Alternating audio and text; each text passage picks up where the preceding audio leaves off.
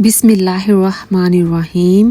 شب برات کے نوافل اور وظائف۔ اس رات کی فضیلت اور عظمت کے پیش نظر اس رات تلاوت قرآن، نوافل، ذکر و اذکار میں مشغول رہنا چاہیے۔ اس رات کسی مسجد میں بیٹھ کر نوافل میں مصروف رہنا بہت ہی افضل ہے۔ حضرت علی رضی اللہ تعالیٰ عنہ سے روایت ہے کہ رسول کریم صلی اللہ علیہ وآلہ وسلم نے فرمایا، جب شعبان کی 15ویں رات آئے تو رات کو قیام کرو، یعنی نوافل پڑھو اور دن کو روزہ رکھو، اس لیے کہ اللہ تعالیٰ اس رات میں آفتاب غروب ہونے کے بعد ہی آسمان دنیا پر نزول اجال فرماتا ہے اور ارشاد فرماتا ہے کہ ہے کوئی مغفرت چاہنے والا تاکہ میں اس کو بخش دوں، ہے کوئی رزق مانگنے والا میں اس کو رزق دوں، ہے کوئی مغفرت چاہنے والا تاکہ میں اس کو بخش دوں، ہے کوئی رزق مانگنے والا میں اس کو رزق دوں، اور ایسا فرماتا رہتا ہے کہ یہاں تک کہ صبح روشن ہو جاتی ہے۔ اب ہم بات کرتے ہیں نوافل کے بارے میں۔ 10 رکعت نفل۔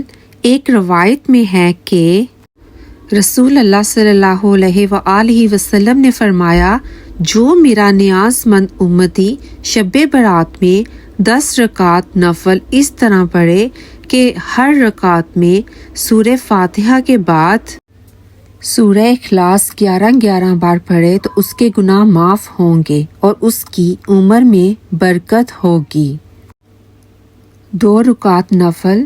شعبان کی 15ویں شب 2 رکعت نماز پڑھے، ہر رکعت میں سورہ فاتحہ کے بعد آیت الکرسی، 1 بار سورہ اخلاص، 15 مرتبہ سلام کے بعد درود شریف 100 مرتبہ پڑھ کر ترقی رزق کی دعا کریں۔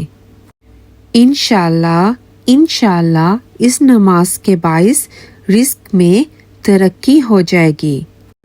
8 رکعت نفل۔ ماہ شعبان کی 15ویں شب 8 رکعت نماز 4 سلام سے پڑھیں، ہر رکعت میں سورہ فاتحہ کے بعد سورہ قدر 1 بار، سورہ اخلاص 25 مرتبہ پڑھیں۔ گناہوں کی مغفرت کے واسطے یہ نماز بہت افضل ہے۔ انشاءاللہ اللہ تعالیٰ اس نماز کے پڑھنے والے کی بخشش فرمائے گا۔ اور اس کے بعد جو نوافل آپ کو پڑھنے چاہیے، نوافل برائے نجات عذاب قبر۔ 15ویں شب کو 8 رکعت نماز 2 سلام سے پڑھیں، ہر رکعت میں سورہ فاتحہ کے بعد سورہ اخلاص 10 مرتبہ پڑھیں۔ اللہ پاک اس نماز کے پڑھنے والے کے لیے بے شمار فرشتے مقرر کرے گا جو اسے عذاب قبر سے نجات کی اور داخل بہشت ہونے کی خبر دیں گے۔ نوافل برائے توبہ۔